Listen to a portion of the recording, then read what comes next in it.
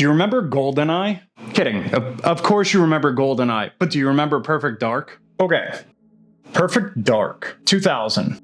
Rare drops Perfect Dark on the Nintendo 64, the spiritual successor of GoldenEye, without the James Bond license. You play as Joanna Dark, an agent for the Carrington Institute, working against an evil megacorp called Datadyne. It's spy-fi. So it's not just secret agents, it's aliens, conspiracy theories, and tech weapons that felt like they were ripped out of an X-Files fever dream. The single-player campaign was big for the time. Branching objectives, stealth mixed with all-out shootouts, and missions that actually change depending on the difficulty. On the easiest mode, you just grab an item and leave. On the hardest, you'd have twice the objectives and triple the guards. It made replaying the same level feel completely different. But the real killer feature was multiplayer. This was Rare taking everything from GoldenEye and cranking it up a little bit. More weapons, more maps, bots you could customize with personalities, cowards, vengeful, judge sims who'd only target the player in first place. It was chaos. And it kept the game alive long after you finished the story. It also pushed the N64 to its limits. You needed the expansion pack,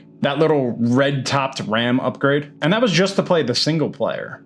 Without it, you were stuck with a stripped-down multiplayer mode called Combat Simulator, and a depressing menu telling you to go buy more hardware upgrades. With it, you got full graphics, AI, cutscenes, voice acting, all of it. The tech was wild for the time. Laptop guns you could deploy as sentry turrets, a sniper rifle with X-ray vision, the Farsight, an alien gun that could shoot through walls. Every weapon had a secondary function, which kinda made fights unpredictable. And it was Rare in their prime.